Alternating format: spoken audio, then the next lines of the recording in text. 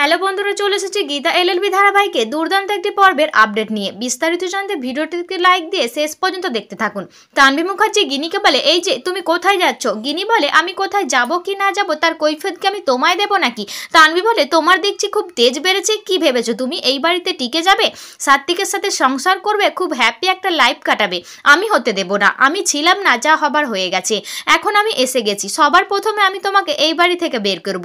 তখন গিনি বলে, ক্ষমতা থাকলে আমাকে এই বাড়ি থেকে বের করে দেখাও, আমাকে বের করার আগে তোমাদেরকে তো একজনের মুখোমুখি হতেই হবে, আর সেটা হলো আমার বোন গীতা। এরপর দেখা যায় গৃহিণী ব্রজবালা মুখার্জিকে নিয়ে গীতার কাছে যায়, আর ব্রজবালা মুখার্জি গীতাকে বলে, আমি বুঝতে পারছি না নাথবউ, কিভাবে কৃপান ব্যানার্জি পানিশমেন্ট ব্যবস্থা করবি তুই, আর পদ্মকে জাস্টিস কিভাবে দিবি? তখন গীতা বলে, আমার কাছে একটা মোক্ষম অস্ত্র আছে। গিনি বলে, মোক্ষম অস্ত্র সেটা কি? তখন গীতা পদ্মকে বইয়ের বেশে নিয়ে এসে হাজির করে।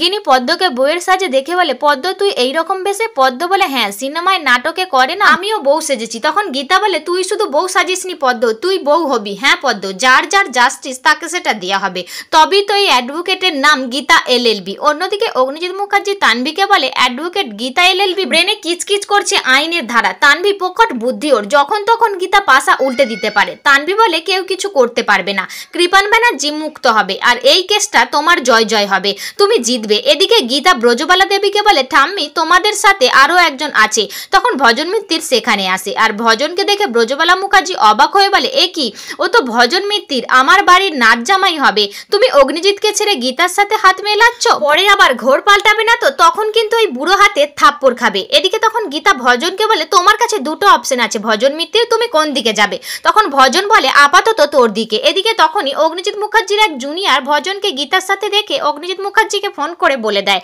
তখন অগ্নিজিৎ মুখার্জি তানভিকে বলে, কিছু তো একটা কেস ঘটাচ্ছে, পিছনে ষড়যন্ত্র চলছে। আর তানভি বলে, বাবা কিচ্ছু হবে না, ওই ভজন মিত্তিরকে আমি বুঝে নেব, ওকে আমি 24 ঘন্টার মধ্যে জেলে ঢোকাবো। তো বন্ধুরা, ভিডিওটি কেমন লাগলো কমেন্ট করে জানাবে।